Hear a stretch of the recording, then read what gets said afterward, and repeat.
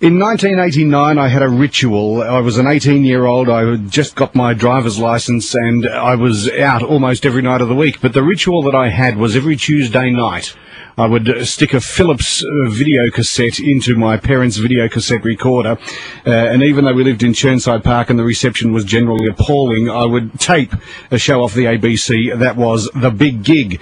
When I'd get home late at night after everyone had gone to bed, I'd put the tape back on, and I would sift through bits and pieces of Gene Kitson and Glenn Nicholas and things, just waiting to get to the bit that I knew was going to be great at the end, and that was the Doug Anthony All-Stars. And I have one of those Doug Anthony All-Stars with me now. Tim Ferguson, hello. Oh, Simon, hey, great to be on the show. How's it all going? Oh, yeah, very good, thank you. And thank you very much for giving us a bit of time. So I love to go back and find out more about the people behind the on-air persona. So the first question I usually ask is, where did your parents meet? Are you familiar with that story? Yeah, my dad was a journalist, and he met Mum at a bachelor spinster ball, I believe. And that was back in the days when bachelor spinster balls involved, everybody dressing up and ladies wearing white gloves, as my mother said. Ah, lovely. And not the bachelor spinster balls we have today, which are a far more robust affair. Yes, they're designed to get people together a lot faster than they were in the old days, I assume. yeah, I think that it's almost immediate at a bachelor spinster ball now. We're writing a movie about B&S balls just because there's nothing like it on Earth. The title itself, if you go with that, B&S balls, is bound to get a good look in, I'd reckon. That'll get people wondering what it's about. Oh yeah. So did their eyes lock across a room full of crowded people, and everyone just seemed to drift away, or was it hard work and progress for your dad trying to court your mum? Well, in fact, there was a meeting of minds more than anything. Mum's a good talker, and Dad was a great thinker. So between the two of them, they had a lot to talk about, and it did take a lot of convincing for Dad to finally, get my mum Cynthia to finally agree to go out on a date. And there were, everybody was wearing gloves then, I think. Oh, lovely. And now, when they finally did get together, tie the knot, and have the offspring, was it just yourself, or have you got siblings? No, 3 boys, and I'm the middle one. And, in fact, they moved to Singapore because Dad was a Vietnam War correspondent at the time, and he kept us in Singapore because he was a senior journo over there, and he was the only one, Tim Bowden, journalist, told me, he was the only one who was married, so he was regarded as, something of an old man at the age of 27. So the older and the younger, were they in any way inclined to get into showbiz as you have? Well, not at all, actually.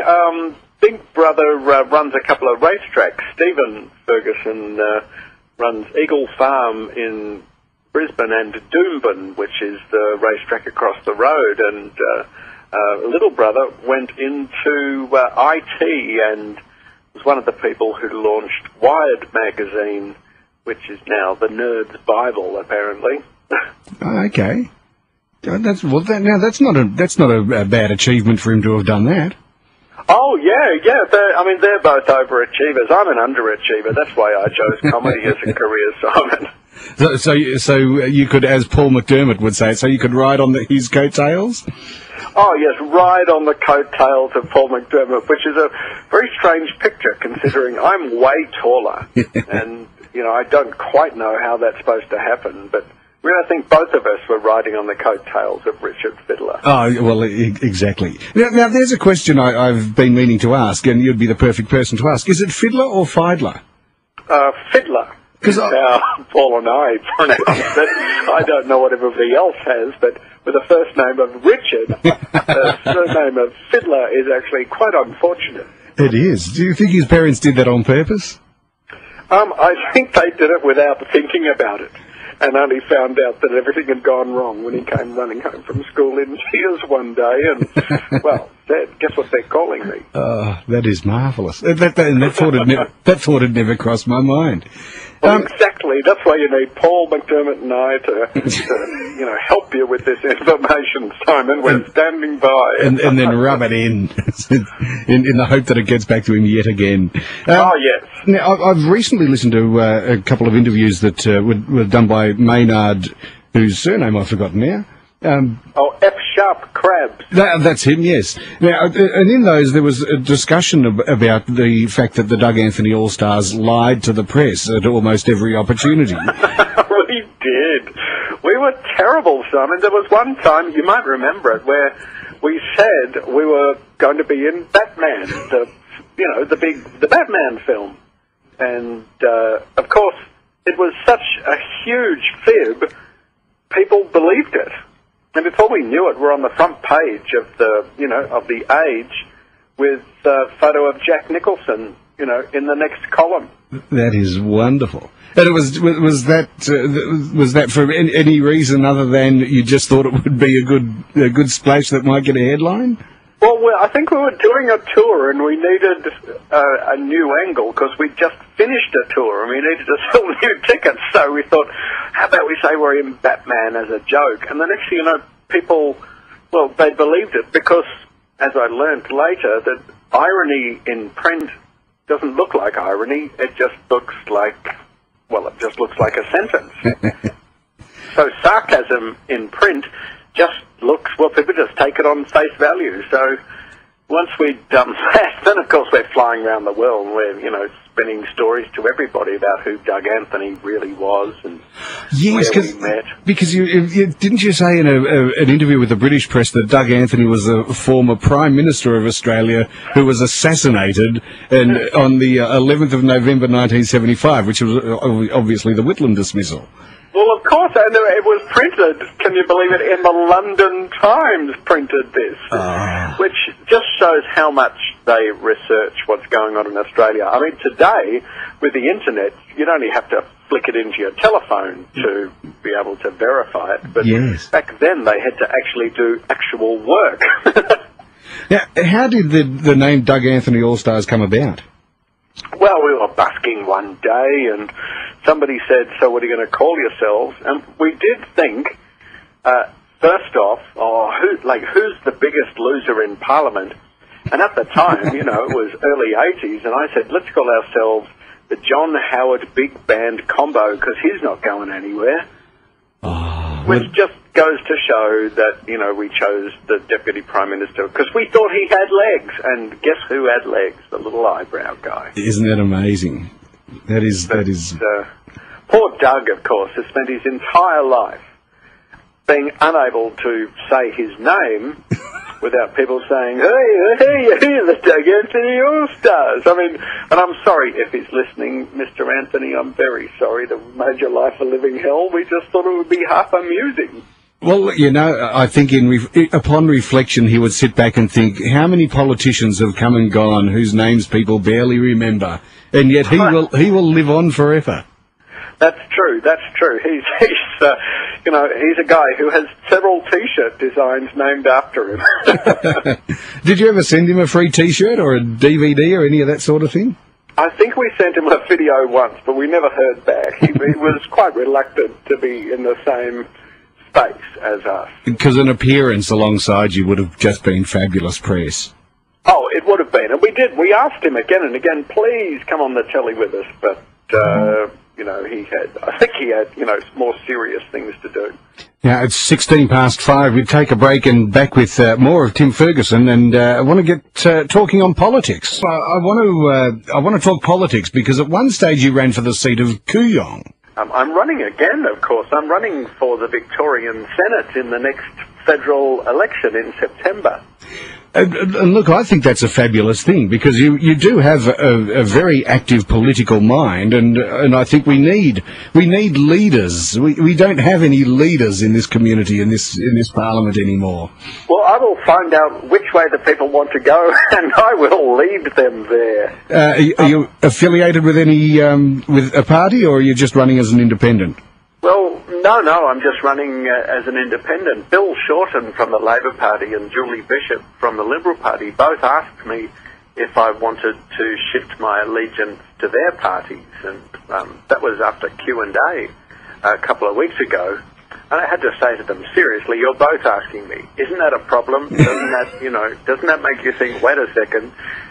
So, no, I'm just going to be running as an independent. I've got no policies, no promises, just feelings. That's what I'm promising. Well, I think that's a better thing to go with than aligning yourself with one of the parties and having to lie through your teeth that you believe everything either one of them stands for. Well, yeah, and they're making such a mess of everything. We're such a lucky country, but the way the politicians carry on, you'd think the whole place was on fire. If you were to pick any one person in Australia who should be Prime Minister, not just from the world of politics, but just anyone, who do you think it should be? Apart from yourself? Yes. Darren Hinch. Darren Hinch. Now, I think Darren's just still got heaps to offer. That's a good one. And he did briefly consider it for a while. Oh, yeah, and, quite rightly, he's got a very active political mind, but the great thing about Darren is no one ever walks away saying, gee, I wish I knew what Darren thought. He's, what's his nickname for himself now? He's still the human headline, isn't he? The human headline, and, that would sell a few papers. I'm sure Mr. Murdoch would be into it. Yeah. So, yeah, I think that could be good. If we were going for someone younger, more female, I think, what's that girl? The one from the Where the Bloody Hell Are You, from those ads? Yeah. She had her own reality TV show. Yeah. Had the nudie pic that Brendan Favola took. Yeah. What is her name? Well, no, it doesn't matter because she'll be known as the Prime Minister who had her photo taken by Brendan Favola. No one's ever really going to remember her name. I'm sure she's very sweet. Either her or Bindi Irwin, someone young with a bit of guts and gusto. Yes, a bit of front, that's what we need. I've dragged off my bookshelf because I read the book that you wrote, Left, Right and Centre, A Tale of Greed, Sex and Power. I read it many years ago when it first came out, which was sometime in the 90s, I think, wasn't it? Yeah. And for the life of me, I can't remember most of what it was about now. Again, most of it went over my head because I'm just not as smart as you. But I do recall that it was set somewhat a little in the future when Australia had become a republic and we had a female Prime Minister. Yes, and look at us now. Well, I got half of it right. Although quite a few predictions I was trying to make at that time. One of them was there was a suburb in Canberra that was called Costello. And all of the suburbs in Canberra are named after prime ministers. And I just assumed Costello was going to be one. But there you go. You live and learn. Well, with the political mind that you have, how did you feel? I was quite disappointed. I don't sort of follow either party. I'm not really that big a political animal, but I sort of felt that Peter Costello, in constantly badgering John Howard, saying, "You've promised me the job, it's my turn now," and then when John Howard was not only lost the election but lost his seat and was booted completely out of politics, Peter Costello said, "Nah, don't want it anymore." And I thought, you know what, I'm sorry, Mr. Costello, but I think that makes you a bit of a sook. Were you disappointed with him, or do you think he did the right thing? It did feel that way, and I always thought, become the leader of the opposition and see what happens. 5 seconds is a long time in politics. And I'm sure Peter Costello looks at the situation now and thinks, gee, speaking of Drover's dogs, I could win this. Oh, yes. He would probably be the best chance if he got off his backside and decided to have another crack at it. Yeah, but he wimped. I guess he figured, well, he'd had a good run, and he wanted to go and make a bit of cash, I suppose. I think he's pretty good with the dollar. Yeah. Well, what about from the other side of politics? If current Prime Minister Julia Gillard and Kevin Rudd both decided that neither wanted the job, which of course will never happen, who would you think should step up to run it from there? Oh, Bill Shorten. Bill Shorten's the man. He's got, he's wearing the yellow shirt as far as I'm concerned, or just steal Malcolm Turnbull one night, just bundle him in a sack, change his haircut, give him a moustache, tell him to call himself Bruce, and say, this is the new Prime Minister. What do you think of that? That's what we need to really get the Australian public back on side. We need Prime Minister Bruce. Yeah, Prime Minister Bruce doesn't have a surname, doesn't need one. No. And if you ask him again, he'll punch you in the head. That's it. That sort of Prime Minister, with a bit of a Bob Hawke to him. That's it. None of this namby-pamby, nice guy, I brush my hair and wear a tie stuff. We need someone tough. Oh, yeah, you need a Prime Minister who says things to the nation like, wait till I get you home. Stuff like that. Tim Ferguson, our guest this morning on 3AW on Melbourne Overnight. It is 5:26. We will break, and then we will have news with Dennis O'Kane, and then back with more of Tim. I want to probe a little bit more about what he's up to now. This morning, in the last half hour, if you've just joined us, Tim Ferguson is my guest. Tim Ferguson from the Doug Anthony All-Stars. We've reminisced a bit about the Doug Anthony All-Stars. We've spoken about the life in politics. In a minute, I want to ask what Tim is up to now. But first, I want to reminisce about a show that I did love, and that was a show called Don't Forget Your Toothbrush. Ah, yeah, that show was as much fun as you can have wearing strangers' G-strings. It was a fun show to make. We had a ball doing that. I had a friend of mine from school actually was in the audience, and I was watching it one night, and he actually won a holiday. Oh, yeah? Where did we send him? I have no idea. I just remember being caught up in the moment that he actually won a holiday. Sometimes, you could go to Puerto Rico or you could go to Policeman's Point. Not all the holidays were good. We sent you to Wagga for a month if you didn't get questions right. It could get that bad. And I love the fact that you drag somebody out of the audience and then spin a wall around, and there was their bedroom, perfectly recreated. And the look of surprise on their face was sensational. It took a lot of work because we had to tiptoe behind their back, Simon, and we had to, get their relatives involved to give us keys, and we had to steal cupboards and beds and take a million Polaroids, and then you're right, we'd have to reassemble the thing on the TV set. And I imagine it would be quite disturbing to have what looks like your bedroom exactly as you left it that morning suddenly revealed. It was, but that's comedy. What can you do? And wasn't there an episode where you got somebody's car and just threw it in a metal compactor thing as well? Yeah. Well, we offered them money. They could either keep the car or they could, take something else, and we get to crush the car. We crushed drum kits. We crushed dishwashers. We crushed an entire wardrobe of one guy, just everything. We're shredding it. We shredded every item of clothing he had and gave him a bunch of money. So, sometimes you just have to, you just got to try stuff that nobody else would do. I just thought that was groundbreaking television as opposed to a lot of the pack we're served up today, which is all about getting a bunch of people and then sacrificing a person each week until you're left with a winner in a million different formats. Television's lousy nowadays.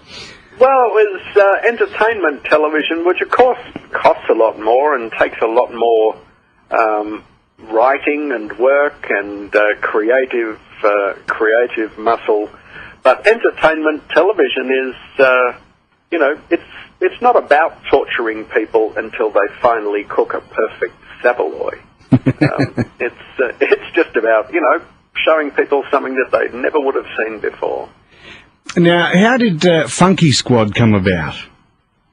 Well, Funky Squad was devised by the great people at Working Dog, who are the makers of The Castle movie and The Dish and The Late Show, and they wanted to make a spoof of a 1970s cop show, and they needed me to be the blonde cop. I'm a brunette, but that meant a couple of months of wearing a wig. It was very stylish. They needed someone tall and good looking, and none of them fit the bill. Neither did I. So, but the good thing was I got to stand next to Jane Kennedy the whole time, and she's one of the most beautiful women in the entire universe. So yes, that was fun. She is gorgeous, Jane. I must admit, I'm a bit of a fan. Oh yeah. Is there a sitcom or any form of comedy that you've appreciated more than any other over the years? Oh, look, I'd be crazy if I didn't say Fawlty Towers. Fawlty Towers has to be, the best television farce ever created. It's just, Basil Fawlty torturing himself, torturing the hotel guests. If you haven't seen it, if you haven't seen Fawlty Towers, you've got to go out and get the DVD or just look it up on YouTube. It's just hilariously tragic. I love the way each episode is assembled, in that there's several plots going on, and more so than most other sitcoms. Most sitcoms have a couple of plots and they intertwine them, and they take joke A that's happening there, or situation A, situation B. They'll have a couple of jokes within each situation, then they'll cross over and have them merge for a brief point and cause a bit of confusion, and then they try and tie it all up nicely at the end. In Fawlty Towers, there was always about 5 different things. It was like that plate juggler. You know those people who put a plate on a stick and they twiddle it and the plate's spinning, and they go and twiddle another stick and that plate's spinning? Yes. Well, Basil would have about 10 plates spinning by the end of an episode. And the way they always manage to tie it all up neatly for a massive hysterical climax. It was brilliant writing, brilliant writing. Oh, and it always ends up with Basil, in deep trouble with Sybil, his wife.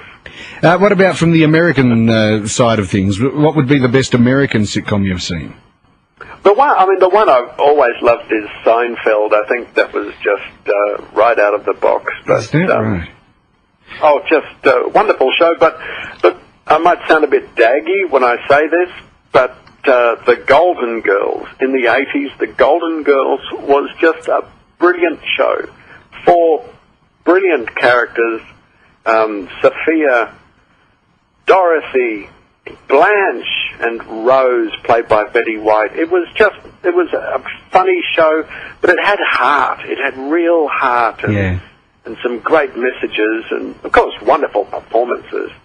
So, but I think, I'm probably all alone in thinking Golden Girls is one of the best ever, but I'm planting my flag and saying, yep, those 4 broads. B. Arthur, who played Dorothy, was a woman I had the pleasure of hanging out with a fair bit in Scotland, in Edinburgh, whenever we both turned up at the festival. She liked hanging around me. Yeah? Well, she said, honey, they'll either think we're sleeping together or that you're queer. Either way, I win. And so, so people did wonder whether I was having an affair with B. Arthur. Isn't that marvellous? Well, it's kind of marvellous, but you've got to think about it. Now you're taking part in the comedy festival yourself, although we've missed most of your shows. I've been a bit late in getting hold of you. Oh, yes. It was, it's been great fun doing the comedy festival. It's just wonderful to get so many people in Melbourne coming along and really enjoying this festival. When it started, it was small, but now it's gigantic, and I've been very lucky. I get nice big crowds, and they all come. They laugh.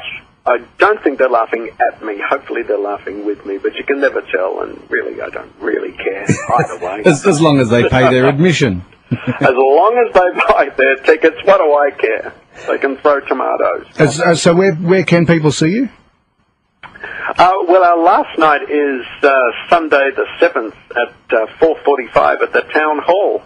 And, yes, they can come along and, bring a tomato to throw at me. It should be a fun show. Excellent. And the question, of course, that no doubt gets asked of you thousands of times from the die-hard Doug Anthony All-Stars fans, a reunion, is it ever going to happen? Well, funnily enough, on April the 13th, we are reuniting for the launch of the Das Kapital DVD at the Melbourne Town Hall, and so you're going to have 3 All-Stars and Flacco, I believe, on stage for a couple of hours. We haven't really planned it, but that's because we never really plan anything. After that, who knows? I don't think any of us have the fitness to be able to do a Doug Anthony All-Stars show, but you never know, we might do some other crazy project in space. I must organise myself and take a night off work and go along and see that, because I would enjoy that very much. I'm a big fan of Flacco as well. Flacco. Actually, you know what? I did love that is probably long since forgotten by a lot of people. On the big gig, as well as being the Doug Anthony All-Stars, there were occasions where yourselves with Paul Livingston, Flacco, where you would appear, the four of you, as the Five Blind Boys. Oh, yes, and one of those blind boys as well, of course, was none other than Mr. Barry Crocker. That's right. That was a couple of golden moments in my life of performing with, yes, Paul Livingston as Flacco and the Doug Anthony All-Stars, and Mr. Barry Crocker singing like he sings. It's a better voice than John Farnham has. He's a brilliant performer. It's despite what newspaper polls will tell you. Oh, absolutely. What do they know? I bet you John Farnham would say, what? No, it's Barry Crocker's got a better voice. Barry Crocker, 5 gold Logies, you can't beat that. Exactly. Well, Tim, it has been fabulous to talk to you. If people do want to catch you, well, it's this afternoon, given that it is now Sunday morning, this afternoon at 4:45 at the Melbourne Town Hall to see your show. What's the show called? It's called Carry a Big Stick, and I will be carrying a very big stick. Excellent. Well, that makes it very appropriately titled. And the 13th of April for the Doug Anthony All-Stars launch of Das Kapital, the DVDs. Tim, thank you very much for your time. Oh, thank you so much, Simon, and thanks everybody. Have a great night.